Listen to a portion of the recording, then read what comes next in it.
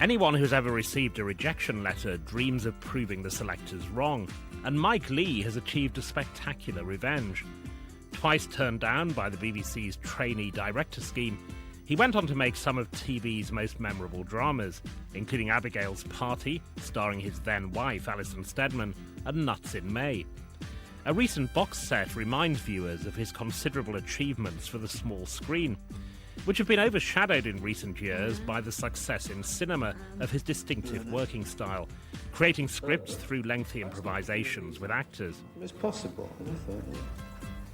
BAFTA, Cannes and Oscar voting panels have given numerous awards and nominations to films such as Naked, Secrets and Lies, Happy-Go-Lucky, and the story of a 1950s abortionist, Vera Drake. Retrospectives and box sets, they're an invitation to look back. Do you feel pride at your oeuvre, or do you only see the things that you would like to have changed? No, I think the straight answer to that question is pride. But, you know, the thing about films is that one doesn't make them by oneself. And I feel great pride at the fact that these finished pieces of work are there, and it's good news that people can access them. But in terms of what there is to be proud of, it's the extraordinary work that for each film, a whole gang of people came together and colluded and collaborated and really went on a journey and arrived at this thing. The films have been made very often against terrible limitations, and for example on Vera Drake at one point you ran out of money and had to stand down the production. But because of that, when you look at the earlier work, are there points where you think, if only we'd had another 50,000 quid, I could have done this, I could have done that? We definitely should have seen Keith and Candice Marie in Nuts in May at the Cern Abbas Giant, which is that great chalk giant with an enormous penis, a 22-foot penis and enormous balls. Because to see them on it, stuck between whether to embrace its, primeval purity or whether to be embarrassed by the obscenity, would have been an amazing conflagration of the comic possibilities and the epic whole thing of these two figures in this ancient landscape. But we couldn't afford the only way you could do it would be with an aerial shot, because you wouldn't read otherwise, and we couldn't afford it. So, yeah.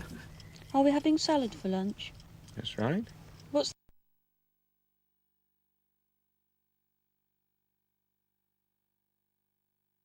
Bye. Good night. Good night. Guess Prudence. The great thing about Play for Today was to get out there with total freedom, which we had. The BBC at that time was extremely liberal, and the resources were there, and one was simply encouraged to go off and make a film. And although what we're talking about here is limited resources, the truth is that there were good crews, good teams, and the scope to get out there with this tiny facility and do things and explore people and places and relationships and things that mattered. In all your work, it's never got any better financially, really. I mean, this is a product of the way in which you work, but the way in which Hollywood works is they have a script and then they decide to put the money up for it, or roughly in those terms. They want to collaborate. You won't have any of that, and therefore you get small sums of money from people who will trust you. There's certainly no question that any money that's got strings attached to it, which is to say interference or conditions strings, is out of the question. And, my producer, Simon Channing Williams, has any number of times come back from meetings with potential backers and said, well, they don't care that there's no script, they don't mind at all that they don't know what it's about, they know that you can do that, but they will insist on a name. By name, they mean Johnny Depp or Julia Roberts. No disrespect to Johnny Depp and Julia Roberts, but that is not what it's about. I mean, it's about making films about subjects and with characters and working with one's comrades and people where we all share some kind of sense of roots and place and time and all the rest of it, and that's what it's about, basically. And there's no compromise. That question of no compromise will come through this interview. You've been a kind of cinematic equivalent of Sir Thomas More saying, this is what I believe, I'm not going to compromise in any way. at all. Have there ever been moments of temptation? Has there ever been a little nagging voice, if I'd just done one thriller, one rom-com, it could all be financially different?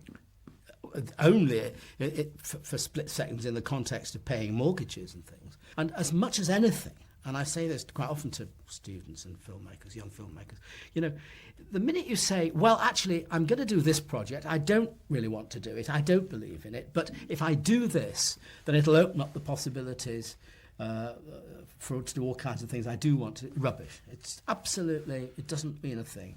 Your public image is of someone rather cussed and grumpy, and for that reason there was a huge amount of coverage when Happy Go Lucky came out saying grumpy man makes film about happiness.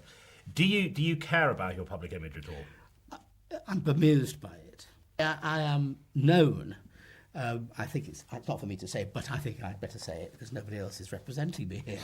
I'm known amongst friends, colleagues, everybody as being extremely open, affable, funny, friendly, etc., etc. Of course, I've got a wry, dry sense of humour and a certain degree of the northern is in there, but so I'm bemused by it. You have admitted, though, and it's mentioned in one of your biographies, that tempers ran in your family. Absolutely. That's for sure. My old man had a terrible temper, and I know his dad did too. I think I'm much better at it. But then you see, you catch me at the grand old age of 66, and I think I've kind of burnt out the temper, really. Your father used to hit you, didn't he? He used to clip you around the head. Yes, funnily enough, I was having a conversation with various people last night, including Imelda Staunton, and we were all talking about how normal it was to be clumped by your folks as recently as the 50s. Did you clip your sons round the ear? The thing in life I regret the most is having done that, having in anger clumped my lads. And then it stopped. At a certain point, I just thought, I can't do this anymore, it has to stop. And it's unacceptable, really. We often categorise artists regionally, so we think of Alan Bennett as a northern writer, we think of Martin Amis as a London writer. It's complicated in your case. Is it significant to you to be a northerner? Yes, it is, although I've lived in London since I was 17, and some people actually talk about me as the London filmmaker and the sort of the cinematic poet of London and all that kind of flattering stuff. But the main reason, or the reason why we've made so many of our films and virtually all of our feature films in London is because every time we set about making a film, and I say it would be great to go up north, it would be great to go somewhere else, the answer is we can't afford it. It's simply cheaper to be in London where everybody is, basically. And since, at the end of the day, I'm not really concerned with the kind of regional or local specifics. I mean, the milieu is important, but only up to a point. And I think what I'm concerned with, as by way of subject matter, the things I want to deal with, are perhaps more universal issues. But the fact that I grew up in Salford, in North Manchester, in the 40s and 50s, is an integral part of what I am. The time into which you were born, Second World War, and growing up in the immediate aftermath of it, were you imprinted by that in any way, that atmosphere? No question about it. I think we inevitably we all were. I had cause to reflect on these things when I was preparing and researching Vera Drake. Because it was set in 1950, and because I had to open up and address things that I really knew about but hadn't particularly thought through, it was the nature of what life in that post-war world was about. You see, people, my generation, we grew up particularly in the 50s, in this squeaky clean, repressive world with this obsession to be respectable. And of course the 60s were all about, for all of us, kicking over those traces and, breaking out and being revolutionary in all kinds of ways. But of course, the truth is that our parents' generation had been to hell and back. They'd been through the experience of seeing their world collapsing and crumbling and running the risk of being totally decimated. And so what we grew up in was a world where they were desperately putting it back together again and making it very nice indeed. And the result was that you couldn't get out quick enough. It was horrible, basically, you know. And, you know, the whole issue of being who you are, of, you know, respectability versus anarchy, of, you know, masks and pretense and all of those things, goes as a running theme right throughout all of my plays and films, and the television films and the feature films alike, in some shape or form. Vera Drake, there is an element of autobiography there, isn't there? Because of your father being a doctor at a time when abortion was illegal. Growing up in a medical household, although actually I never had a conversation with my old man about abortion, certainly I have inherited an ability to look at things clearly, objectively, and not be fazed or, you know, embarrassed by difficult things and physical things and medical things and whatever they are.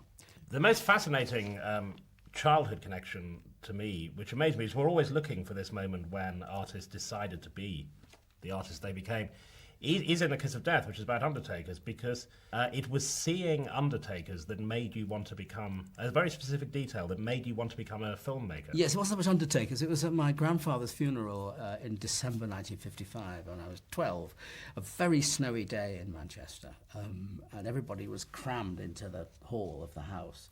And it was the pallbearers, actually, struggling downstairs with the coffin. And there was one guy with a very long nose and a long drip. And everybody was... And I remember that even at that... By that stage, and he'd only died the previous day or so, that people there was already an argument brewing about some aspect of what was going to happen to the house, all of that. You know, there was all sorts of stuff going on. But above all, it was just the focus of this activity. And I remember standing there and thinking, this would make a great film. That's what I want to do. I want to make films about things like this.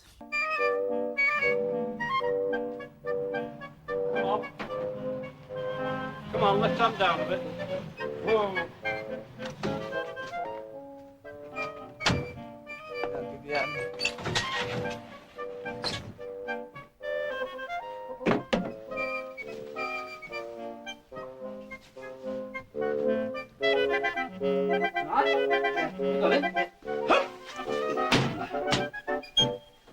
The other tempting connection for critics and for biographers has been the fact that being a doctor's son, that because social differences, class has been a theme in a lot of the films, is that growing up relatively prosperous but among poor people who were your father's patients, that gave you a very sharp sense of those social divisions. Sure. I mean, we lived over the surgery in Higher Broughton in Salford, and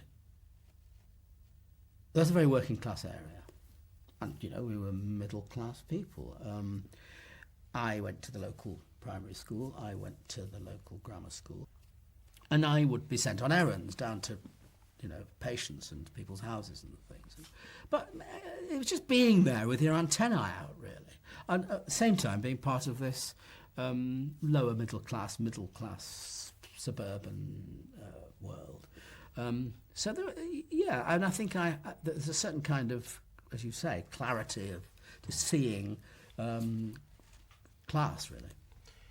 It's also a Jewish family. Now, for years you wouldn't be interviewed by the Jewish Chronicle or be specific in that way, and you came out to some degree, but it was something which you had resisted, that identification. Yes, having sort of walked away from it, so far as the way I choose to live is concerned, and because I find all forms of religion abhorrent,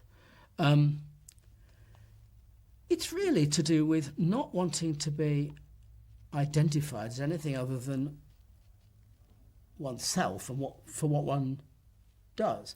And at some stage, I decided to do what you perhaps appropriately call come out, which is simply that that was when I'd reached a stage when I didn't feel that I would be simply automatically branded as being the Jewish filmmaker, because that's not primarily how I would see myself or choose to be seen.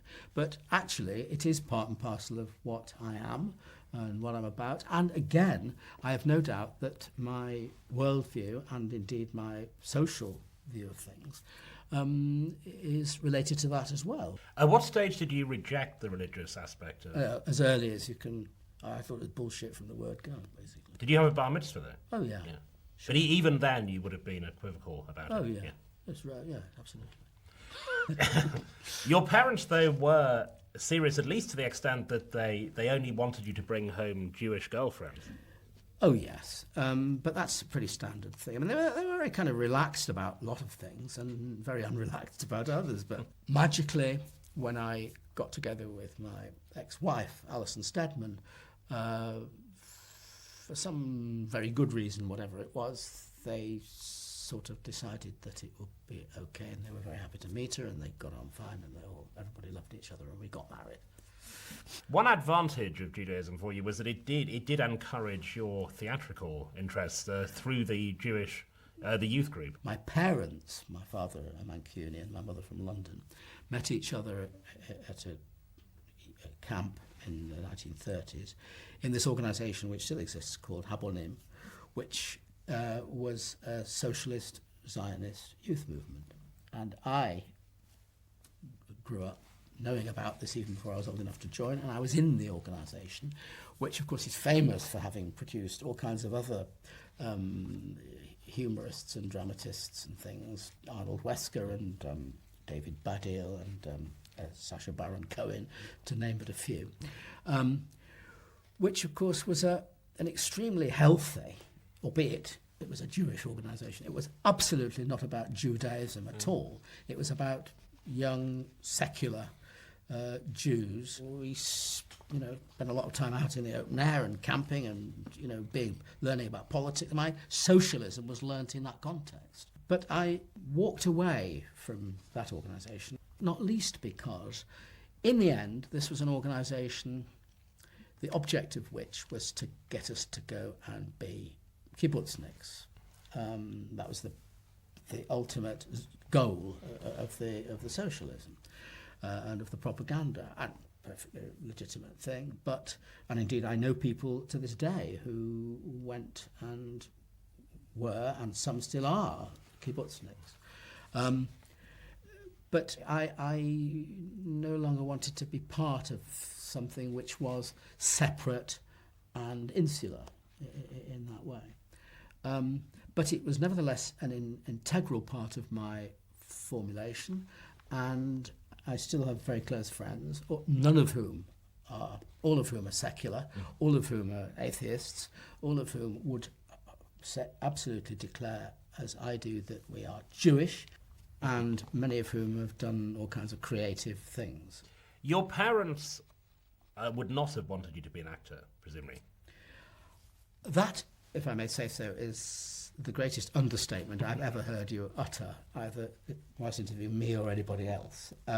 I was useless academically, mostly through laziness, really, not through being thick.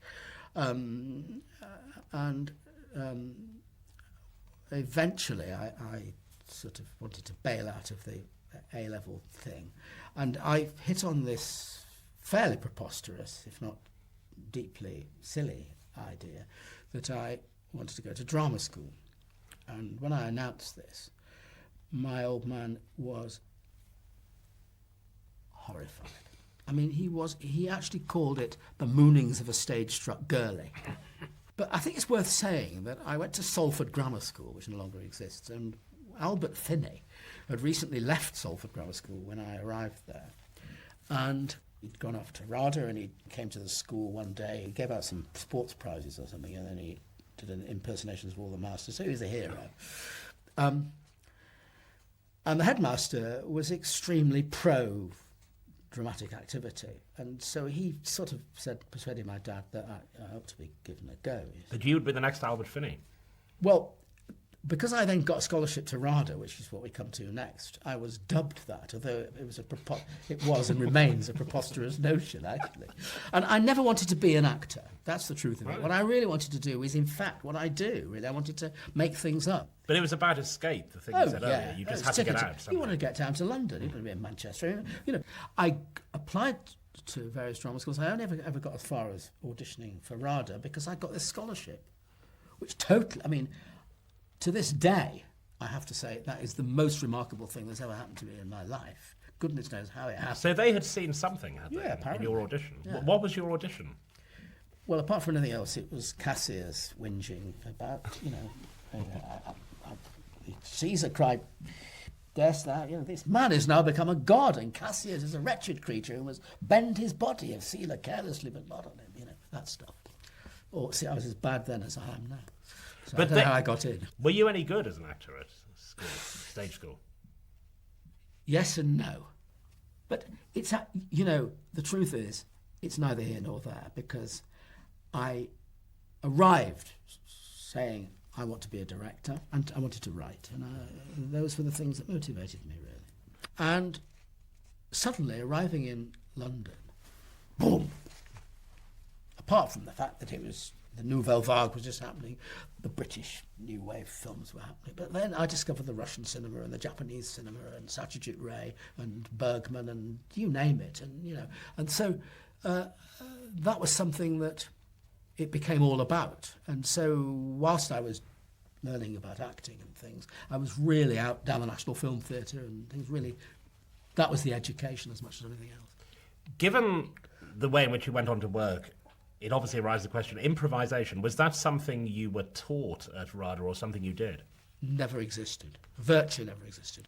What we actually did at RADA, it was stale, dead, old-fashioned, unadventurous. You know, you blocked the moves, you learnt the lines, you didn't fall over the furniture, you never discussed anything, you never discussed character or background or anything to do with it. And that, incidentally, is a description of RADA. Then it's a very good school now. But that's why you left then, because you walked out. No, I didn't. That's a myth. Oh. No, it's an absolute myth. I finished the course and I have the diploma. No, I didn't walk out. But I acted for a very short time, about a year or so, and I think the most important thing that happened in that immediate period was that I was in this film called Two Left Feet, directed by Roy Ward Baker, who's still with us in '94. And I had this small part, but I used to show up all the time. They used to say, you're not called. I said, it doesn't matter, I just came anyway. You know. And I watched this for 10 weeks, watched this classic, you know, conventional movie being shot, massively educational. But then did what my dad said I should have done in the first place, which was to go to art school. Went to Camberwell Art School on the foundation course. Which is interesting socially, that art was more respectable than drama for them. Well, no, he said afterwards that I should have done that in the first place, because he couldn't see where the drama school thing was going. I think, just to go back to my dad and the whole question of art, I think it's important, this. His father was, in fact, an artist. But he was a brilliant draftsman and a portrait artist. What he actually did is he had a picture framing company, and in World War II, Grandpa and his company, he'd done very well. But in the slump, nobody wanted frames or pictures. So the word artist to Abe, my dad, meant penury and starvation. So, despite the fact that I plainly manifested a clear ability to draw when I was from a very early age, he would always, something in him would instinctively discourage it. I'd be sitting drawing away, and he'd walk into the room and saying, haven't you got anything better to do? He was very nervous about it. I could resent that. I could be angry with him. I'm not, actually. I understand the fact that he was desperate that I should do anything other than be an artist of any kind. So when I then went to drama school, and where the assumption was, OK, he's going to be an actor, and I came out and I was plainly not going to be an actor, and then I said, well, I'm going to go to art school, he saw it as kind of having a go at something else, a different career, because it wasn't. It was part of a consistent exploration of things that added up. So I did go to Camberwell and subsequently went to the Central School to do theatre design, but most importantly, went to the London Film School, and learnt about film. Did you ever attempt, for the sake of argument, to call a conventional play? Did you ever sit alone in a room and start writing dialogue, character A, character B? We are sitting in a building at this moment, and not more than a few hundred yards away is a site where once stood a building called J. Phillips Mills and Company Waste Paper Warehouse. And in the summer of 1964, I worked as a night security guard, guarding the waste paper. Once a week, a barge would show up from Rotterdam, and these guys would get out and unload waste paper from Rotterdam, and they'd produce some very nice illegal substance, and we smoked large joints, and that was that. I wrote a play called Waste Paper Guards, which was performed for one run by some people in Birmingham. What style of play? Well, it was like a Mike Leigh play, but I'd written it down. You see, make no mistake about it, I could do that. But the point is, you've still, with a script, you've still got to find the actors that fit the characters and rehearse it and bring it to life. So the key to what I do, as far as I'm concerned, is that I simply take the writing process and the rehearsal process and put them together, and they become part of one.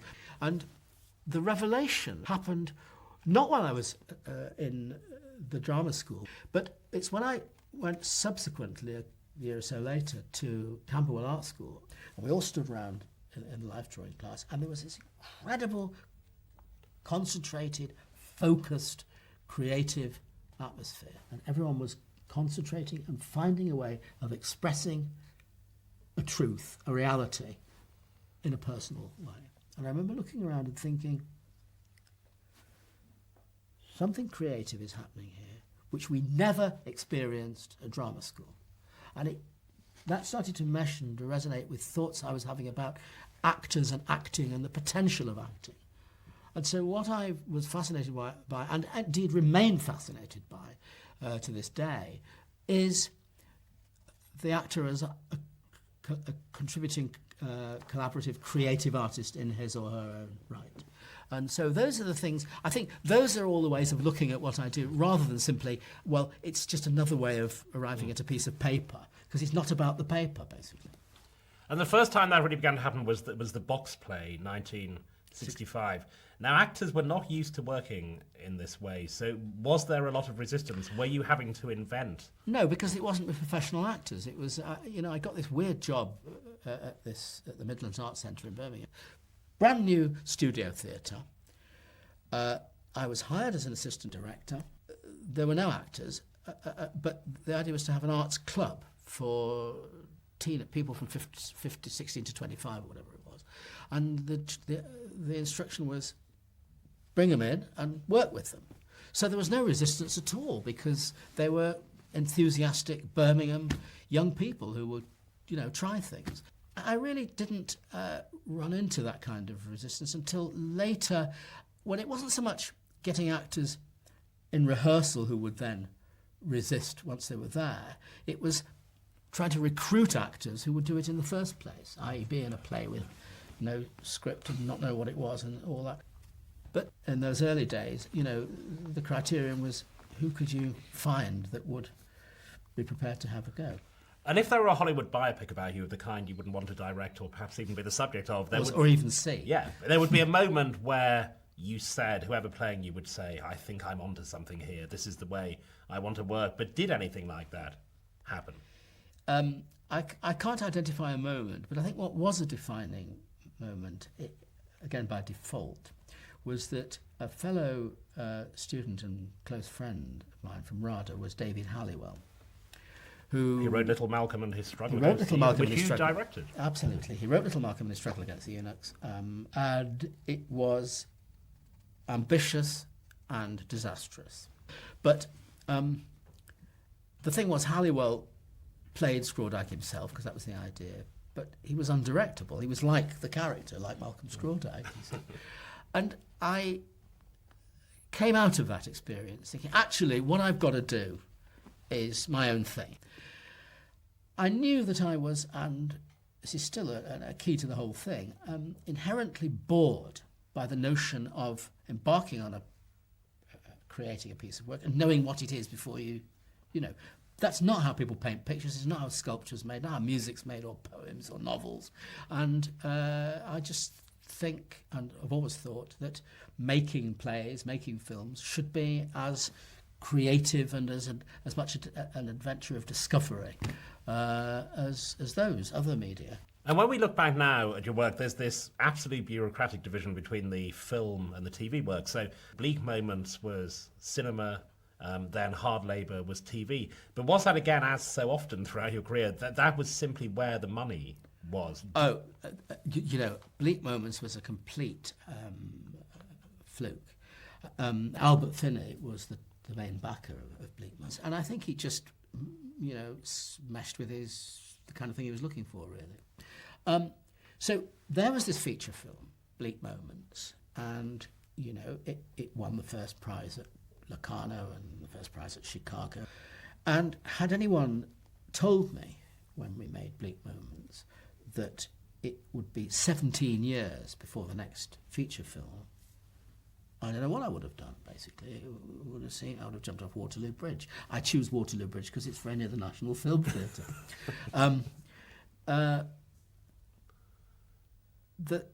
The great thing that happened was Tony Garnett, who came to see the play Bleak Moments and was very positive, and before too long invited me to come to the BBC and do a play for today, which was, I went up to Manchester and my folks had moved from the house into a flat. And there was my mother with her cleaner, who was a very nice woman who I'd known for a long time, she used to call my mother Mrs. Leigh, and my mother used to call her Bridie. And I thought, here are these two women of more or less the same age. They've known each other for a very long time. They kind of, is a little bit, it drifts in and out. And I feel about Hard Labour, which I'm very comfortable about it in many ways, but it is one of the most undisciplined of my films. But it sort of adds up, and I think finally what it's actually centrally about is meaningful enough, which is this woman who just simply is put on by everybody and is a kind of martyr. And certainly thereafter it became possible to do other BBC films. When I've interviewed actors who are in your films and I ask them about the method, they always preface it with, Mike Leigh wouldn't like us to talk about this, but... And for a long time you were very protective of the method, weren't you? Well, I still am. And the truth is that you know no more about it now than you ever did, because what really goes on behind those closed doors is actually complicated and, I suppose I would have to say, esoteric.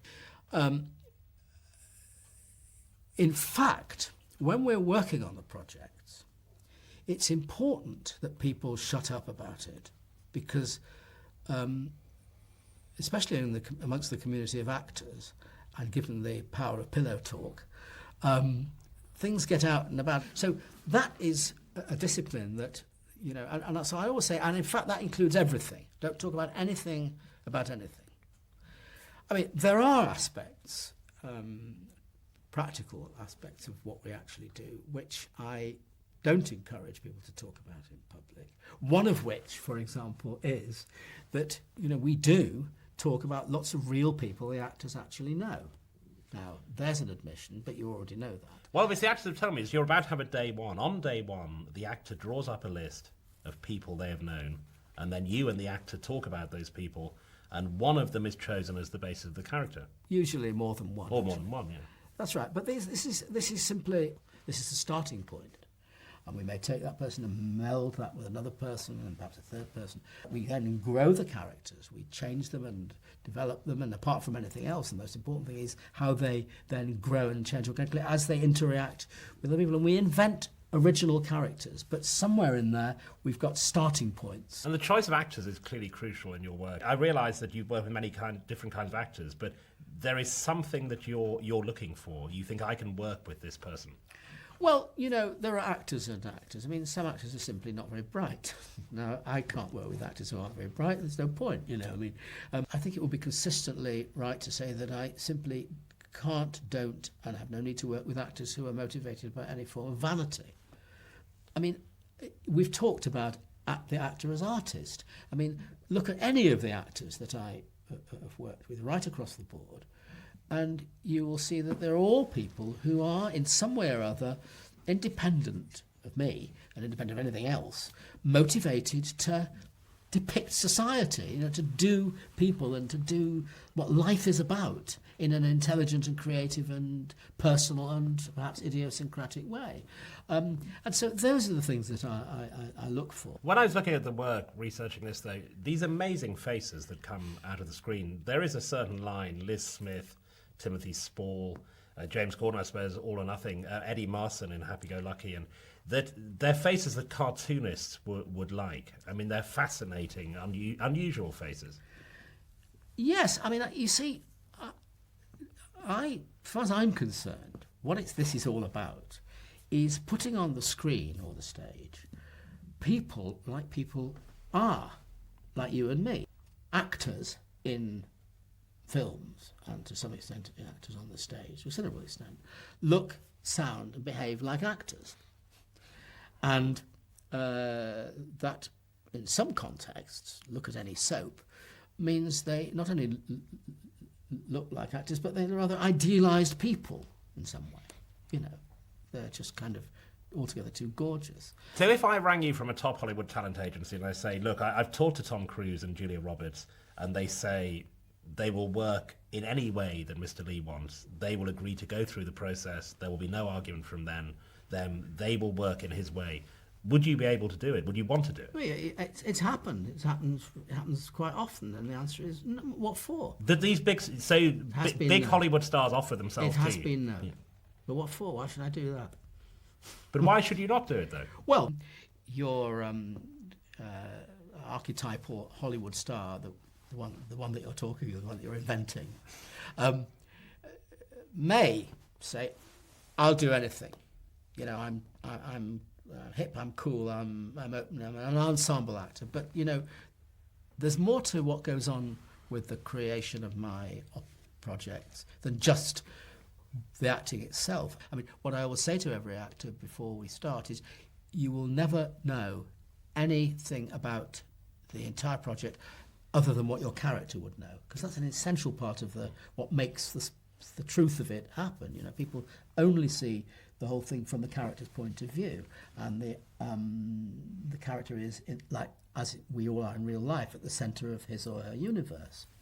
Now, here is character A, the brother of character B, and character C is going to be married to character A, and character D is going to have an extramarital relationship with character A. Now, if you think of the logic of the dynamics of that little set of relationships, obviously we start with the brother and sister, because they start at the beginning of their lives. So immediately, character C, the spouse, and character D, the later extramarital relationship, the actors are going to have to hang around while we create all the years of that relationship, right? One of the things I will say to the actors, I always do, is you will become paranoid. You will think you are off the picture, because that has to happen. Because for weeks and weeks and weeks, this person, who is actually going to possibly wind up being a central character, thinks, why aren't I called? When's he going to, you know, what's happening? You know. Now, it's all very well for your Hollywood, putative Hollywood star to say, yeah, I'm up for it.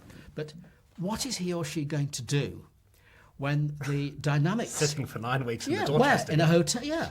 In the Dorchester, as you say. It's not on. Eddie Marsan, when I interviewed him, told me a very wry and sweet story about this, that he assumed that he was the star of Happy Go Lucky, that it was going to be a kind of Taxi Driver type movie about a driving instructor, and then he subsequently realised he wasn't. But the actors, they have no idea of the significance of their role in the film. No, I mean, in the same film, Happy Go Lucky, I mean, Sally Hawkins, although, I mean, she knew that she kept being called, and we started earlier. She started first it took her a long while for the penny to drop that she was actually carrying the whole film, you know, because she's a real ensemble actress and she doesn't really think in those terms, you know. And what matters is that people are there, however much or little they are there, and when they're there. I mean, there are people like Stanley Townsend in Happy Go Lucky who plays a tramp, or Karina Fernandez who plays a flamenco instructor. I mean, they really take over the picture at that point and deliver something extraordinary. So that the important thing is that people make a contribution, you know.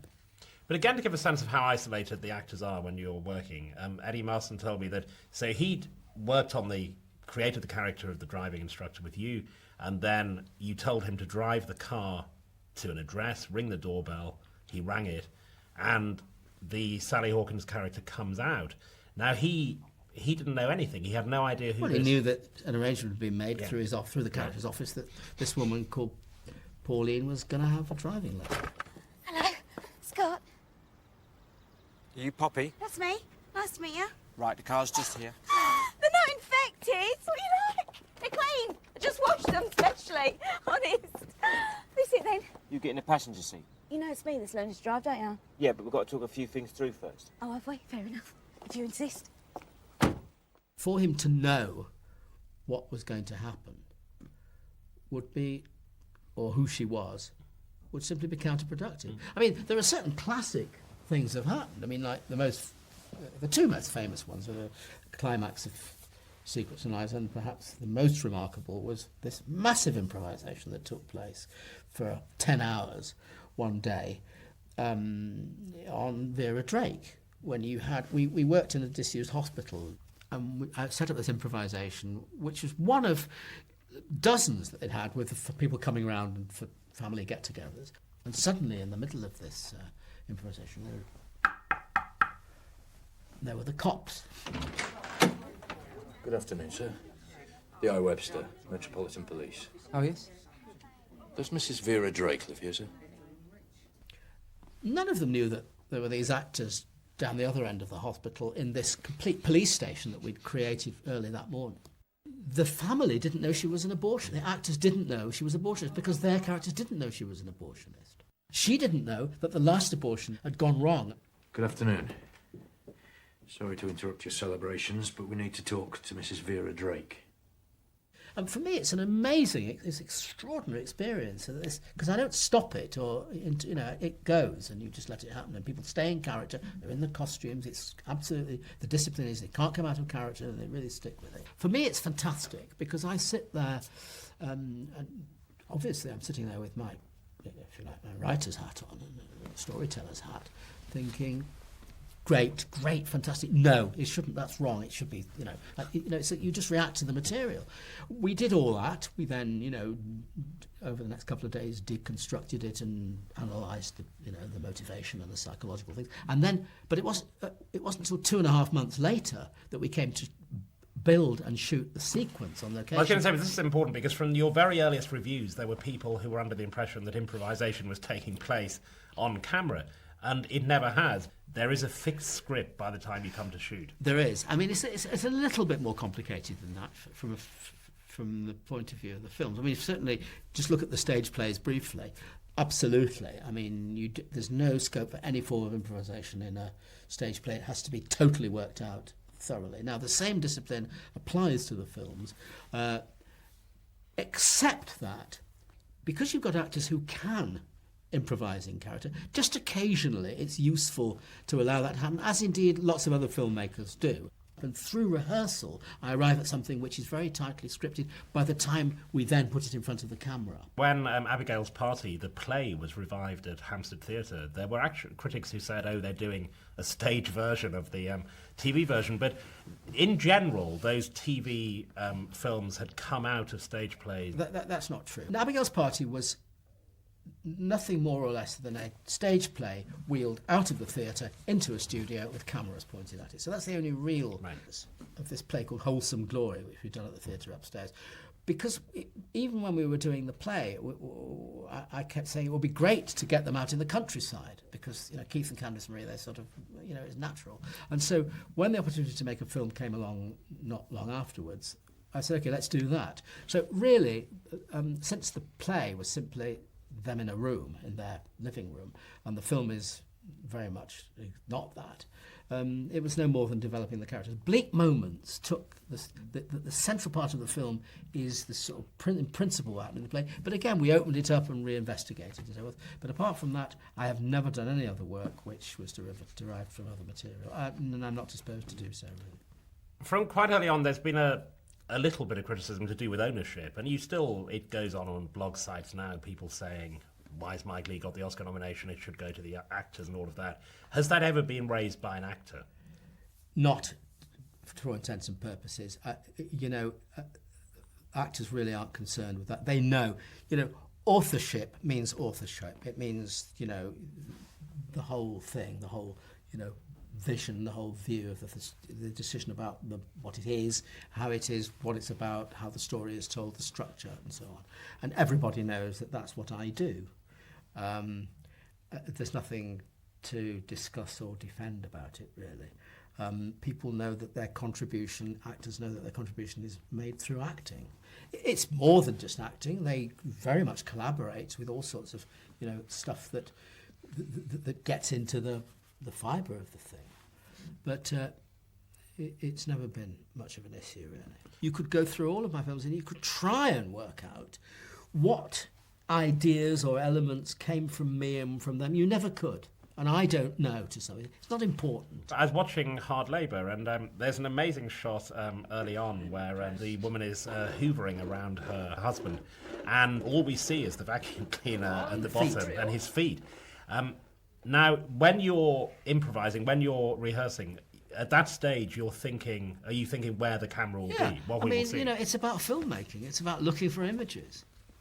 And if you look at my films, any of my films, and you think about this, you will immediately see that obviously what actually happens is integrated with the particular characteristics of what's actually there. Put crudely, I can only write by seeing it, because it's an absolutely visual thing as much as it is a verbal or a literary one.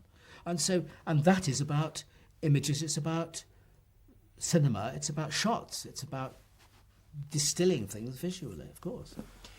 The other persistent strain of criticism, right back to the late Dennis Potter writing as a TV critic about Abigail's Party, the playwright David Edgar has also mounted this attack, which you're familiar with, is that the characters are being patronised, particularly the working class characters. Have you ever lost a moment's sleep over that? Yes, I mean, you do lose plenty of moments of sleep when you're accused of things unjustly or inaccurately. It has to be said that David Edgar has long since recanted, and hatchets have been buried, and he knows that he was wrong in that. Dennis Potter never recanted and actually never will.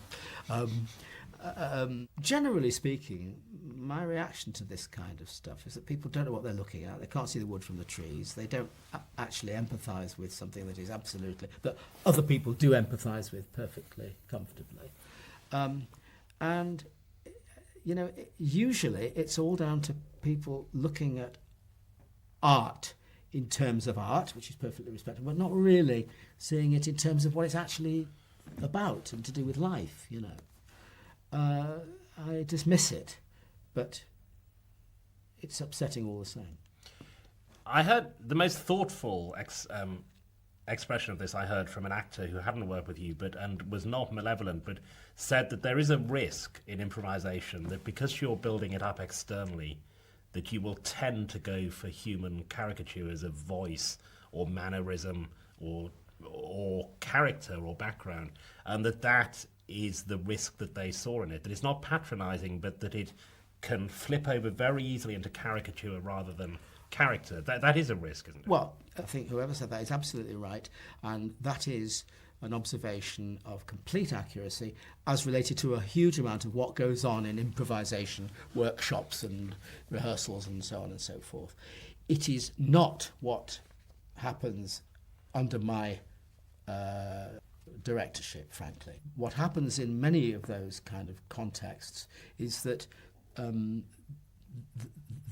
performance is confused with improvisation. In other words, we're talking about actors consciously trying to be interesting, trying to deliver the goods, trying to be entertaining, which is inevitably what will happen if actors are, in their vulnerable way, thrown in front of an audience and asked to ad-lib and be characters.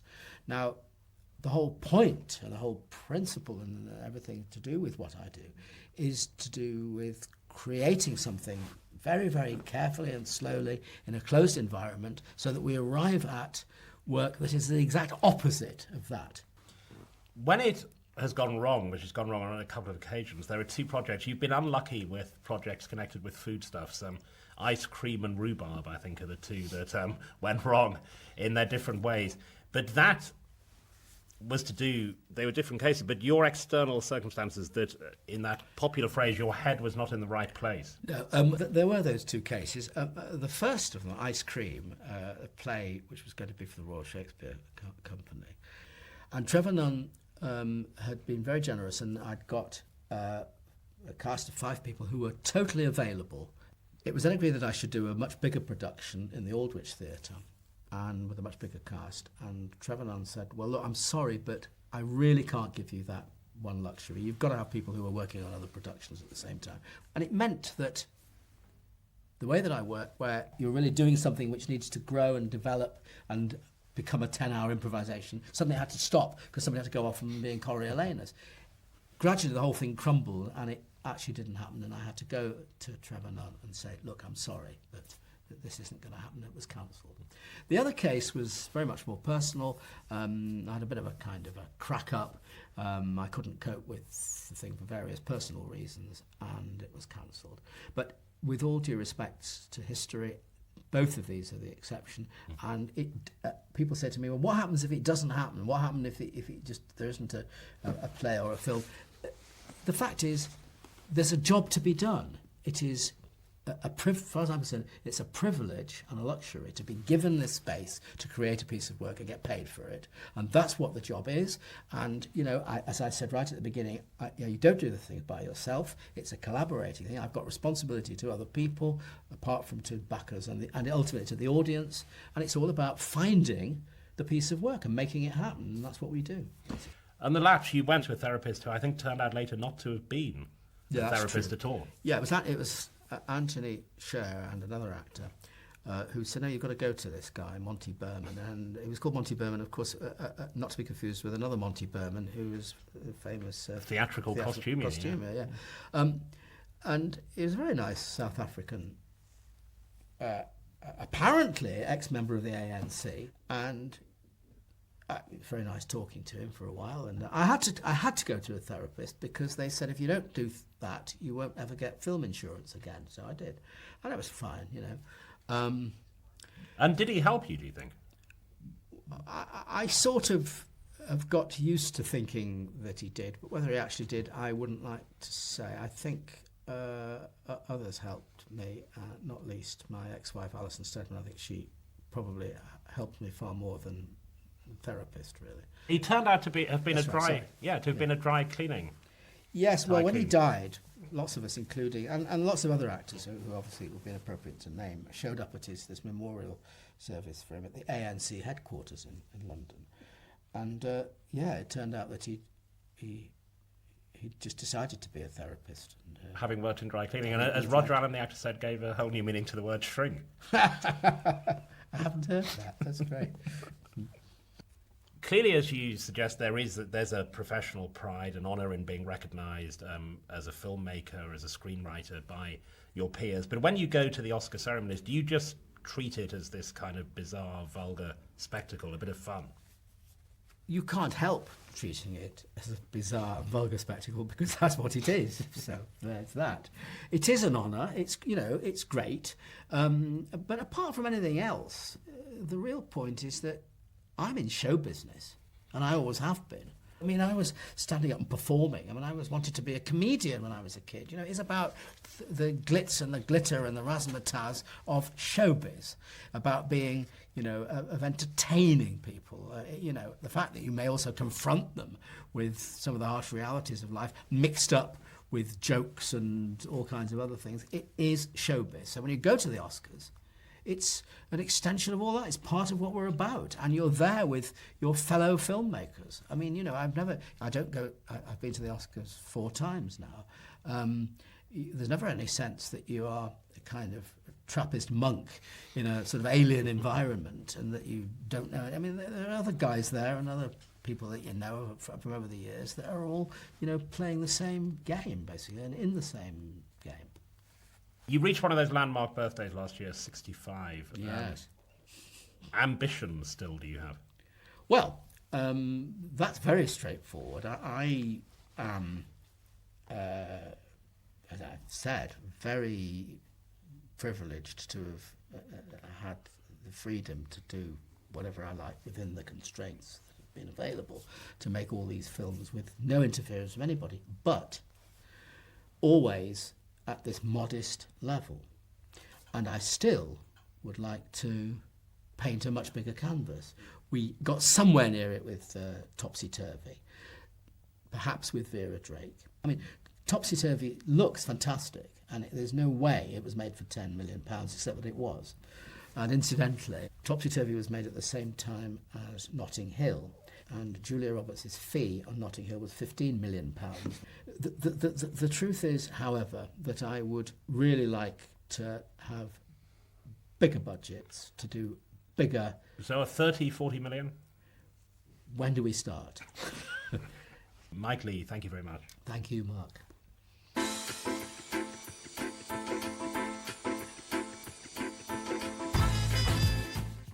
Charlie Brooker's back with his unique take on the news next this evening on BBC4, and then a sample of Mr. Leigh's handiwork. We find out all about the inimitable Abigail's party at 10 to midnight.